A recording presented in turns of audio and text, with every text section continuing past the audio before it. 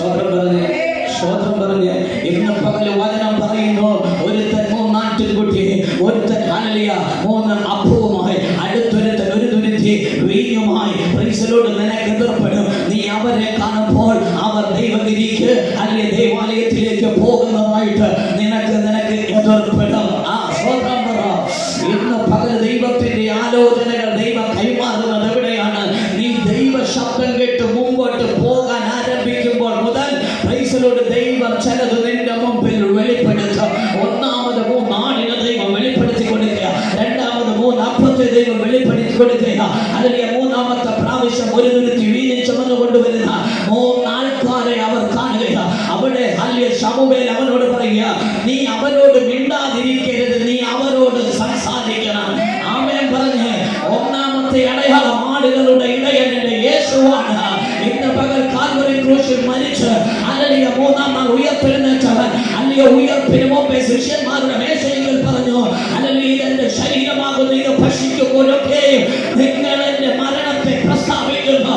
3-ാമത്തവൻ hallelujah 2-ാമത്തവൻ അപ്പത്തെ ചുമന്നു കൊണ്ടുവരികയാണ്, 3-ാമത്തവൻ ഒരു തുരുത്തി വീഞ്ഞിനെ കൊണ്ടുവരികയാണ്. പഴയ നിയമത്തിൽ ക്രിസ്തുവിനെ ദൈവം ഇങ്ങനെ വെളിപ്പെടുത്തിയെങ്കിൽ പുതിയ നിയമത്തിൽ നിൽക്കുന്ന ദൈവസഭയെ ഈ തലമുറ ഇന്ന് പകൽ ദൈവത്തിന്റെ ആത്മാവിനെ വഹിച്ചുകൊണ്ട് ആരാധിക്കുന്ന, ഇന്ന് പകൽ ദൈവം നിങ്ങൾക്ക് എതിർപ്പെടുന്നതിനപ്പുറം ഇന്ന് പകൽ അവൻ നിങ്ങളുടെ ആത്മാവിൽ ഇന്ന് പകൽ സ്ഥിരമായി വസിക്കുന്നതിന്റെ യേശുവുണ്ട്. ആമേൻ പറഞ്ഞേ. ഇന്ന് പകൽ പഴയ നിയമത്തിനകത്ത് ക്രിസ്തു നിഴലായി നിൽക്കുമ്പോൾ പുതിയ നിയമത്തിനകത്ത് ഈ തലമുറയുടെ മേൽ എന്റെ ദൈവം ആത്മാവായി എന്റെ കൂടെ ജീവിക്കുകയാണ്. ഒന്നാമത്തവൻ ആളുകളിൽ പിടിച്ചുകൊണ്ട് വരുന്നു, രണ്ടാമത്തവൻ 3 അപ്പവും ചുമന്നുകൊണ്ട് വരുന്നു, അല്ലെങ്കിൽ മൂന്നാമത്തവൻ ഒരു തുരുത്തി വീഞ്ഞുമായി വരികയാ. എന്നാൽ ശമൂവേൽ പ്രവാചകൻ പറയുക, അവരെ കണ്ടിട്ട് നീ മാറി നിൽക്കരുത്, നീ അവരുടെ അടുക്കൽ ചെന്ന് അവരോട് സംസാരിക്കണം. കാരണം എന്താ? നിൽക്കുന്നത് ക്രിസ്തുവിന്റെ നിഴലാണ്. അത്ഭുതം നടക്കണമെങ്കിൽ നീ അങ്ങോട്ട് ചെന്ന് ഇന്ന് പകൽ അവരോട് സംസാരിക്കുമ്പോൾ ഇന്ന് പകൽ ആടിന്റെ ഇടയനായ യേശു, അപ്പത്തിന്റെ ഉടയവനായ കർത്താവ്, രക്തത്തിന്റെ ഉടയവനായ എന്റെ യേശു അല്ലെങ്കിൽ നിനക്ക് വേണ്ടി വാതിലുകളെ തുറക്കാൻ ഇടയായി തീരും. വിശ്വസിക്കുന്ന ദൈവജനം ഇന്ന് പകൽ കരമടിച്ച് ആ നല്ല ദൈവത്തിൽ ഇന്ന് പകൽ മഹത്വപ്പെടുത്തി പ്രവാചകന്റെ ശബ്ദം കേട്ട് പുറപ്പെടുന്ന ദൈവസഭയെ നിന്റെ മുമ്പിൽ വഴികൾ തുറക്കാൻ എന്റെ ദൈവം ശക്തനാണ്.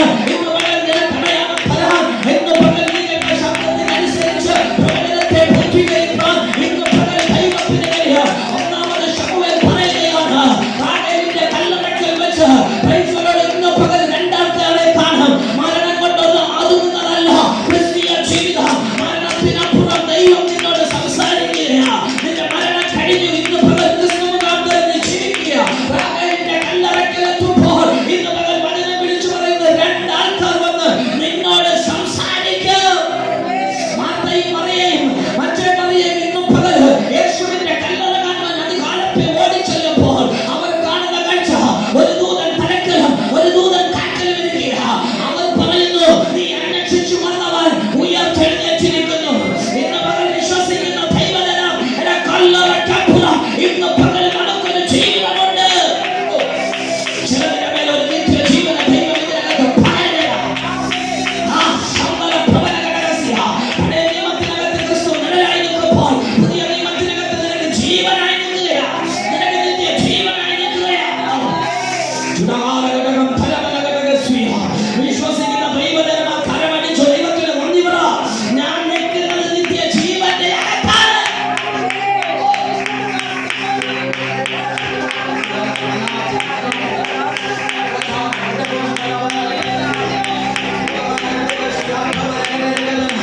കല്ലറയ്ക്കപ്പുറം ഒരു ജീവിതമുണ്ട്, കല്ലറയ്ക്കപ്പുറം ഒരു ജീവിതമുണ്ട്. അഭിഷേകം ചെയ്ത ശമൂവേൽ പറയുക, ഇന്ന് പകൽ നീ പുറപ്പെടുമ്പോൾ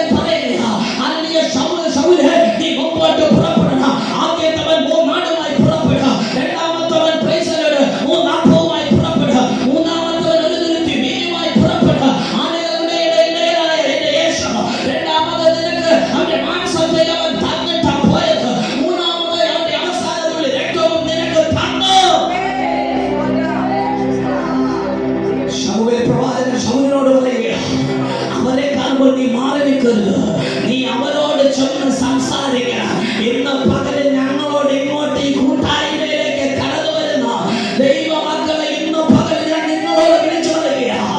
ആ സ്തോത്രം കഴിഞ്ഞ നാളുകളിൽ നീ ആരാധിച്ചതുപോലെ ആയിരിക്കത്തില്ല. ഈ ദിവസങ്ങളിൽ നിന്റെ ആരാധനകളുടെ ഫലമാണ് നീ വന്ന വിഷയത്തിന്റെ മേൽ ദൈവം ഇന്ന് പകൽ നിനക്ക് മറുപടി തരിക. ഇവിടെ ജീവനായ ക്രിസ്തു ഇന്ന് പകൽ ഉയർത്തെഴുന്നേൽക്കുകയാണ്. തുടക്കത്തിൽ അവൻ നമ്മുടെ നടുവിലുണ്ട് എന്ന് പറഞ്ഞത് വെറുതെയല്ല. ഇന്ന് പകൽ നിഴലായവൻ പൊരുളായി ഇന്ന് പകൽ അവൻ നമ്മുടെ നടുവിൽ നിൽക്കുകയാണ്. ശൗലിന്റെ മുമ്പിൽ ഹല്ലേലൂയ യേശു ആട്ടുകൈയായും ഹല്ലേലൂയ മാംസമായി രക്തമായി ഇറങ്ങി നിന്നപ്പോൾ ഇന്ന് പകൽ ശമൂവേൽ പ്രവാചകൻ പറയുകയാണ്, അവരെ കണ്ട് നീ മാറിപ്പോകരുത്, നീ അവരുടെ അടുത്ത് ചെന്ന് സംസാരിക്കണം.